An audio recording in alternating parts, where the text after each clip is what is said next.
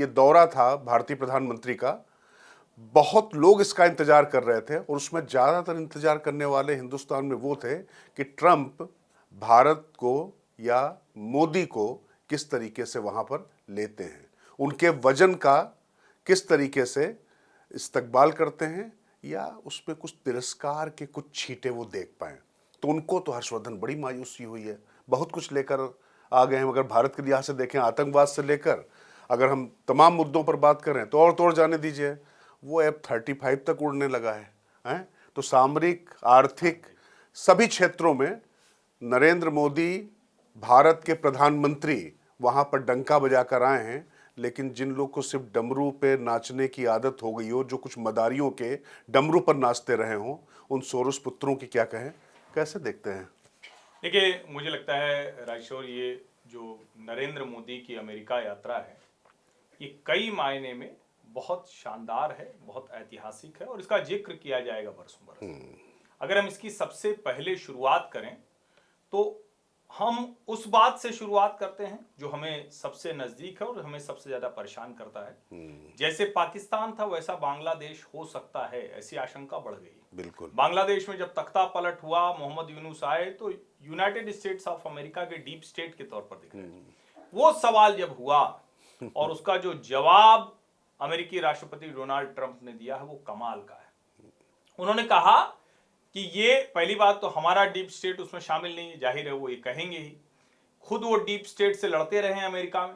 लेकिन आगे वो कहते हैं वहां जो कुछ भी है वो प्राइम मिनिस्टर नरेंद्र मोदी देखेंगे, वो तय करेंगे। अब आज ढाका में जो लोग बैठे हुए हैं उनके लिए भी बड़ा, उनकी कुर्सी हिलने लगी होगी। और ये संयोग नहीं है कि ट्रंप के सत्ता में आने के बाद से क्या एक बड़ा बदलाव हुआ कि वहां भी ऐसे स्वर उठने लगे हैं। अभी तक जो एकदम एंटी इंडिया फोर्सेज हावी थी, ढाका में, ढाका इंटरनेशनल मैराथन के मौके पर वहां के जो आर्मी चीफ हैं, उन्होंने कहा कि भारत के साथ शांति जरूरी है, बांग्लादेश में शांति और स्थिरता होगी तभी हम आगे बढ़ पाएंगे, प्रोग्रेस कर पाएंगे। ये बेहद महत्वपूर्ण था। और दूसरा, मुझे तो नहीं ध्यान में है कि किसी देश के राष्ट्राध्यक्ष को डोनाल्ड ट्रंप कोई पुस्तक भेंट करें और उस पर आप देख ही रहे हैं लिखा हुआ है, you are great mister prime minister, you are great. ये प्रधानमंत्री नरेंद्र मोदी को जब डोनाल्ड ट्रंप ने पुस्तक दी तो उस पर ये लिख कर दिया। तो मुझे लगता है कि एक तरफ डिप्लोमेसी के लिहाज से देखें तो जो भारत की सबसे बड़ी चिंता है बांग्लादेश, वहां। दूसरा, पर्सनल फ्रंट पर देखें, जो बार बार कहा जा रहा था क्या my friend Barack, my friend Donald, my friend Trump, क्या कुछ गड़बड़ हो गया है क्या? सब लगा कि नहीं नहीं, गड़बड़ तो कुछ नहीं हुआ, क्योंकि इस दौरे से पहले कई आशंकाएं जताई जा रही थी कि उस तरह की गर्मजोशी अभी रिश्तों में नहीं दिख रही है, उस तरह से डोनाल्ड ट्रंप और नरेंद्र मोदी बात नहीं कर रहे हैं, बात करने में देरी हो गई। भारत में अफवाह फैलाई गई कि विदेश मंत्री को इसलिए भेज दिया था कि वो इन्विटेशन लेके आए, जबकि सदन में वो साफ कर चुके हैं कि ऐसी कोई दूर दूर तक ऐसी कोई बात नहीं थी। अब मुझे लगता है उस सब पर पर्दा भी पड़ गया और थोड़ा सा उन लोगों के कलेजे में, नहीं ठंडक नहीं पड़ी, कलेजे में आग और बढ़ गई। नहीं, पर्दा पड़ नहीं गया, बल्कि यूं कहें कि पर्दा तमाम लोगों के ऊपर से उठ गया। और मैं जब एक बात कह रहा हूं, अभी जो हर्षवर्धन ने जो बात कही उसको समझिए, बांग्लादेश को लेकर जो तमाम चिंताएं थी, और ये कहना ये ठीक वैसे समझ लीजिए कि मैं अगर प्रयागराज जाता हूं हर्षवर्धन के यहाँ और हर्षवर्धन से मिले बगैर इनके पड़ोसी से मिलकर चला आता हूं, मतलब इसको बहुत मोटे तौर पर समझिए, तो इसका मतलब यह है कि हर्षवर्धन से हम बात नहीं कर रहे हैं। वैसे तो मुझे हर्षवर्धन से सारी चीजें पूछनी चाहिए थी, देखनी चाहिए थी। तो कुल मिलाकर ट्रंप ने बता दिया कि मोदी जी हैं वहां पर, मतलब भारत है वहां पर, इसको ऐसे आप समझ लीजिए। तो अब बांग्लादेश या जो हर्षवर्धन के जो वो मित्र थे, उनको जो है तय करेंगे, मोदी जी ही तय करेंगे कि कैसे वहां पर आगे चला जाए। और ये समझ में आएगा ढाका को भी कि भाई जिनके दम पर आप उछल रहे थे वो अब पीछे नहीं है। कुल मिलाकर सोरोस का समर्थन अब यूनुस के लिए काम नहीं आने वाला है, क्योंकि सीधे जो ओवल ऑफिस में बैठा हुआ है, जो वॉशिंगटन डीसी में बैठा हुआ, जो दुनिया के सबसे ताकतवर देश का मुखिया है डोनाल्ड ट्रंप, अमेरिकी राष्ट्रपति, वो कह रहा है कि बांग्लादेश में जो कुछ है उसको नरेंद्र मोदी देखें। और मोदी की इस यात्रा में जो हासिल की अगर आप बात करें तो चाहे खालिस्तान का मुद्दा हो या फिर तहव्वुर राना, उस पे रुकिए। मुझे लगता है तहव्वुर राना और खालिस्तान पे जरा ठीक से बात करनी चाहिए जी। 26/11 हमले का आरोपी है। वो पाकिस्तानी है, कनेडियन यूएस सिटीजन हो गया है, लंबे समय से उसके एक्स्ट्राडिशन की कोशिश हो रही थी। अब जाकर उसको एक्स्ट्राडिशन हो जाएगा, ऐसा खुद डोनाल्ड ट्रंप ने कहा है। ये कोई वाया वाया खबर नहीं आई। हमारा उसमें एक विदेश सवाल मंत्रालय था। प्रवक्ता का जवाब, हाँ, प्रवक्ता के जरिए नहीं, उसमें एक सवाल था राजशोर, मुझे लगता है उसको भी चिन्हित किया जाना चाहिए।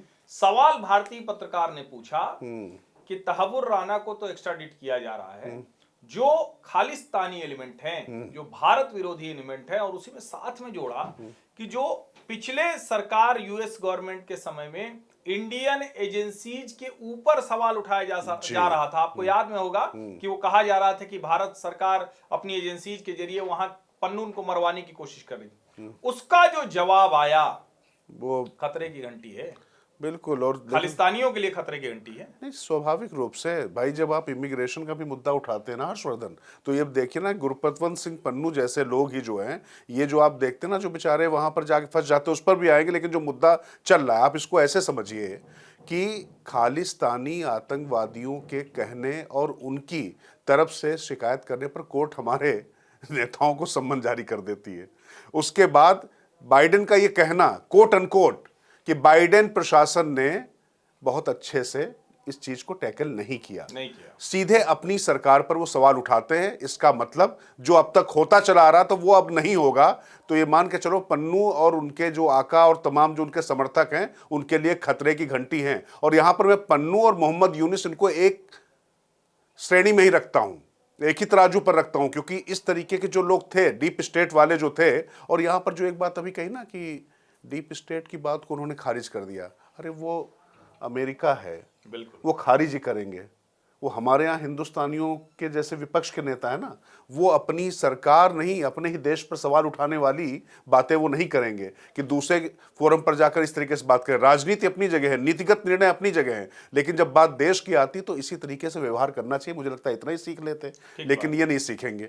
अब यहाँ पर जो बात हो रही थी तहव्वुर राना की, इसको आप समझिए कि जेम्स, क्या बोलेंगे, डेविड कोलमन हेडली, तो हेडली और इसके लिए जो पूरा रेकी करके जाना, सब चीजें, बस आपको याद दिला रहा हूं कि ये वो शख्स है जो उसके मास्टरमाइंड में से एक था। अब वो भारत आएगा, और इतना ही नहीं, ये भी कहा है कि ऐसे और भी जो लोग हैं उनको भी भारत को सौंपा जाएगा। तो मुझे लगता है कि इसके बाद जो तमाम लोग जो भारत में भी बैठे हुए हैं, उनको भी बेचैनी बढ़ गई है। क्यों हर्षवर्धन? बेचैनी बढ़ गई है। और देखिए, कई बार ये भी लगता है कि कई बार जो सवाल होते हैं वो उस तरह से उसको प्रस्तुत किया जाता है, और हम लोग थोड़ा उसको बाद में उसकी थोड़ी सी चर्चा करेंगे। जो बीबीसी ने सीजीआई डीवाई चंद्रचूड़ के साथ इंटरव्यू किया, वो भी प्लांटेड जैसा लगता है सवाल जो है।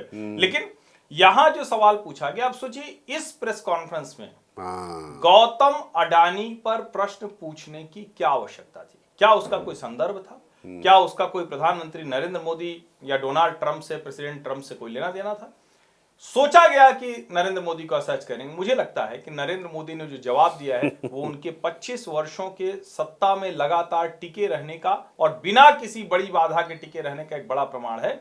उन्होंने बड़े सलीके से कहा कि जब दो देशों के राष्ट्राध्यक्ष मिलते हैं तो उनके बीच में पर्सनल बातें नहीं होती, इंडिविजुअल की बातें नहीं होती, पॉलिसी की बातें होती हैं। मुझे लगता है कि एक झटके में उन्होंने, अब उसके आगे कोई और सवाल जवाब तो करने की स्थिति होती नहीं, क्योंकि जो लोग कहते हैं कि प्रेस कॉन्फ्रेंस ना, वहां की प्रेस कॉन्फ्रेंस में सवाल एक होता है, काउंटर क्वेश्चंस नहीं होते। ऐसा नहीं होता है कि आप उसी पे रगड़ते चले जाओ, उसी पूरा इंटरव्यू निकाल दे और कहे कि हम तो बड़े शानदार। आप सवाल पूछिए, सामने वाला जवाब देगा, आपका सवाल और उनका जवाब वो पब्लिक देखेगी। तो मुझे लगता है नरेंद्र मोदी ने जो गौतम अडानी पर दिया है जवाब, वो लेकिन जैसे ही गौतम अडानी का जवाब आया, राहुल गांधी, पूरी कांग्रेस, वो टूट पड़े। अब सोचिए, इतना बड़ा दौरा, इतनी ढेर सारे समझौते, इतनी बातों पे हम और अमेरिका आगे बढ़ेंगे, लेकिन राहुल गांधी को और पूरी कांग्रेस को सिर्फ गौतम अडानी याद आ रहा है। अब आप ये सोचिए कि एक महत्वाकांक्षी लक्ष्य है कि $500 बिलियन तक लेकर जाना है व्यापार। हमारे पास जो बात आ रही है कि F-35, एक समय वो था कि F-16 भारत मांग रहा था, वो नहीं दिया गया था। F-18 हमने नहीं लिया था क्योंकि पाकिस्तान को भी आपने F-16 दे के रखा था। लेकिन 5th जनरेशन उस विमान को देने की बात हो रही। वो अब हम तय करेंगे कि हमें लेना नहीं लेना, वो अलग बात है। और ऑयल और गैस वो दे रहे हैं, ठीक है ना। हर मुद्दे पर बात हो रही, खालिस्तानी आतंकवाद हो चाहे आपका जिहादी आतंकवाद। इसमें थोड़ा समझने के लिहाज से 5th जनरेशन अभी दुनिया में फाइटर जेट्स के लिहाज से सबसे एडवांस है। हाँ। बहुत मारक क्षमता है इसकी। जो चाइना है वो अकेला देश है दुनिया में जो 6th जनरेशन फाइटर एयरक्राफ्ट पर लेकिन यहाँ पर एक समस्या जानते हैं क्या हर्षवर्धन, चाइना के जो क्लेम हैं उसकी अंतरराष्ट्रीय स्तर पर कोई क्रेडिबिलिटी हाँ, इसलिए मैं नहीं भी कह रहती रहा हूं। क्योंकि वो कोई कसौटी पर होता ही नहीं होता नहीं है। है। F-16 है, राफेल है या जो भी सुखोई है। अब जैसे राफेल है तो राफेल 4 और 4.5 जनरेशन जी। तो ये 5th जनरेशन है। तो एक तरह से हमारे लिहाज से जो हम कहते हैं ना कि सेना हमारी मजबूत हो, हमें 2.5 फ्रंट पर लड़ना है, उस लिहाज से भी बड़ा महत्वपूर्ण है। और जो ज्यादा महत्वपूर्ण है कि भारत और अमेरिका ये दोनों एक दूसरे के साथ आर्टिफिशियल इंटेलिजेंस में, दोनों के बीच में जो टेक्नोलॉजी को लेकर है, वो दोनों देशों की संस्थाएं एक मिशन मोड में काम करेगी। और जिसको प्रधानमंत्री नरेंद्र मोदी ने कहा कि मागा और MIGA, make America great again, make India great again, इनको मिलाकर मेगा पार्टनरशिप, और जो मेगा पार्टनरशिप है उसी के तहत हम दोनों अमेरिका को अपने फर्स्ट की पॉलिसी रखनी है, भारत को अपने फर्स्ट की पॉलिसी रखनी है। तो यहाँ हाँ ट्रेड को लेकर थोड़ा सा मसला है, ट्रेड और टैरिफ है, लेकिन मुझे लगता है कि हर्षवर्धन ऐसा है ना कि उस पर ये देखना पड़ेगा इस साल के अंत तक जो है इंडो यूएस जो अपना ट्रेड डील है वो फाइनल होनी है।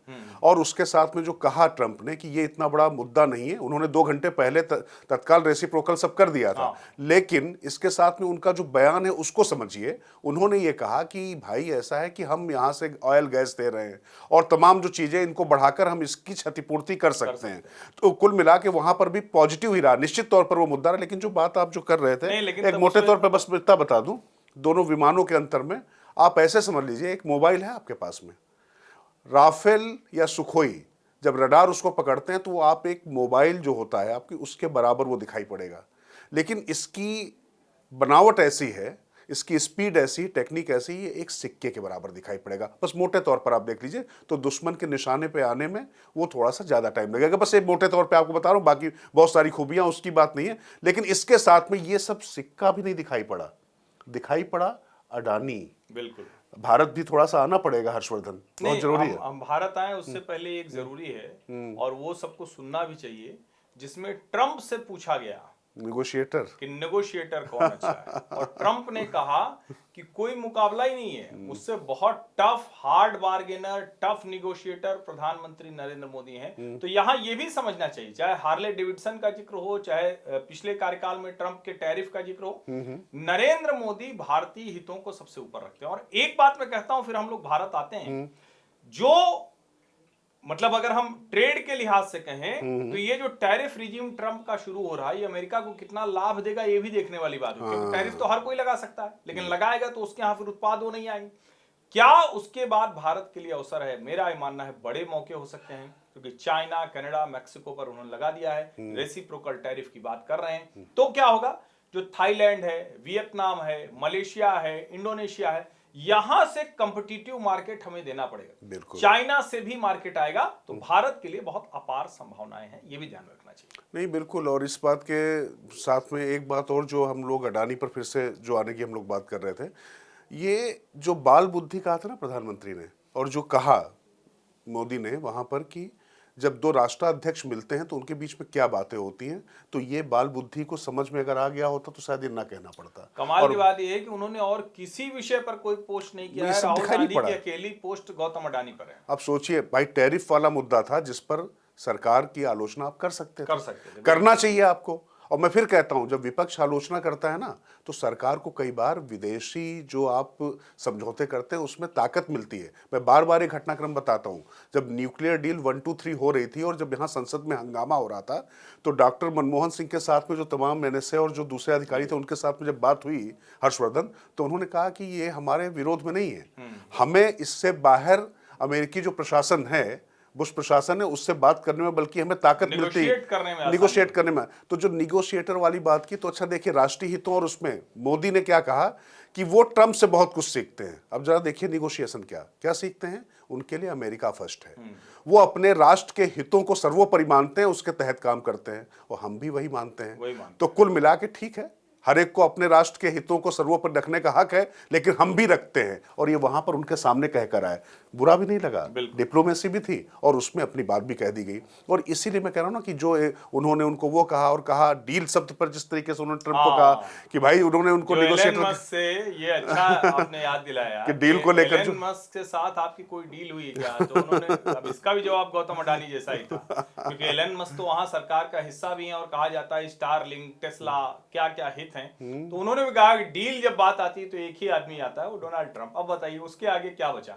तो जो हाजिर जवाबी है, जो निरुत्तर कर देना है, जो कहते हैं कि लाजवाब कर दिया, वो भी प्रधानमंत्री नरेंद्र मोदी का दिखा। लेकिन राहुल गांधी ने जो लिखा है, तो ये लिखा तो अमेरिका वाले पे है, फ्रांस वाले पे तो राहुल गांधी के समर्थकों की टीम क्लिप काट कर, क्लिप कटुआ आजकल बड़ा चल रहा है जो, हाँ क्लिप कटुआ शब्द, क्लिप कटुआ शब्द बड़ा चल रहा है, क्लिप काट काट के जो काट के चलाते हैं, वो अश्वत्थामा तो नरो न कुंजरो वाले क्लिप कटुआ वाला काम किया।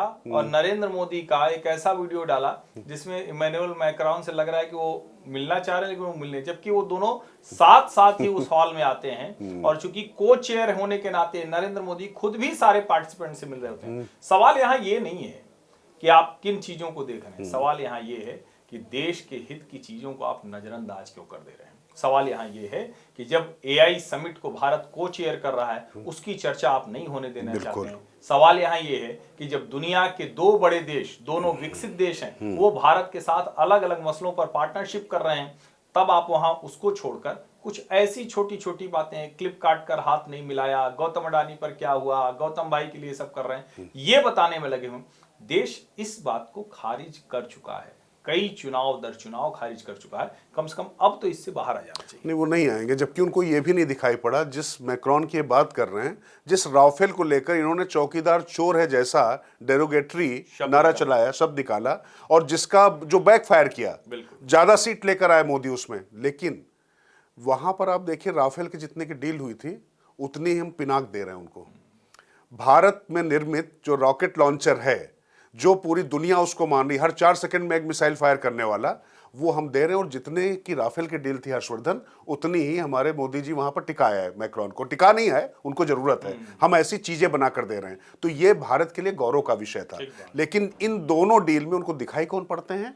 अडानी। और मैं यहीं पर कहता हूं कि जो आपने कहा था ना कि सोरोस की फंडिंग तो बंद हो गई है, हिंडनबर्ग की दुकान बंद हो गई है, लेकिन उसके बाद भी जो उनके टुकड़ों पर, या जो कहें जो तमाम जो उनके दत्तक पुत्र रहे हैं, उनकी पीड़ा कम होने का नाम नहीं ले रही है। तो ये पीड़ा इस बात की है कि उनकी दुकान बंद हो रही है, या ये तय कर लिया है, सुपारी ले ली है कि कांग्रेस को भी पूरी तरीके से, जिस तरीके से केजरीवाल ने दिल्ली में यमुना में आम आदमी पार्टी को पूरी तरीके से तिरोहित कर लिया, वैसे तो दिल्ली को ही कर दिया, क्या मतलब राहुल गांधी ने ये सुपारी ले ली है कि वो अपने सामने ही कांग्रेस का पूरा मतलब शटर का ताला बनाकर जाएंगे? क्योंकि बार बार जनता खारिज कर रही है, और राष्ट्रीय हितों के मुद्दे पर उनको यह समझ में नहीं आ रहा है कि मोदी का विरोध करते करते कब वो देश विरोधी हो जाते हैं। अरे कम से कम ट्रंप से सीख लेते। ट्रंप और बाइडेन या हैरिस के बीच में कितनी तीखी बहस हुई, लेकिन जब जैसे डीप स्टेट की बात आती है तो वहां का राष्ट्रपति इस तरीके की क्षुद्र हरकत नहीं करता है जिस तरीके की। आज मैं सवेरे आपको कहीं सुन रहा था, आपने एक मोतियाबिंद शब्द इस्तेमाल किया था। ये क्या मोतियाबिंद है? अडानी बिंद है?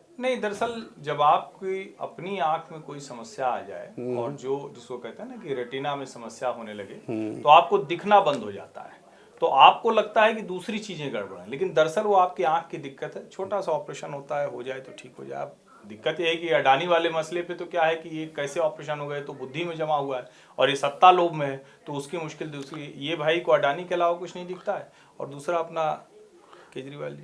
नहीं, वो तो है, लेकिन मुझे लगता है यहाँ मोतियाबिंद नहीं है। ऐसा लगता है कि किसी ने इनको नेत्र दान कर दिए हैं। वो आंखें ही कहीं और से आई हैं, आंखें ही कहीं विदेश से आई हैं, जिसमें जो है देश की चमक थोड़ा सा तीखी लगती है।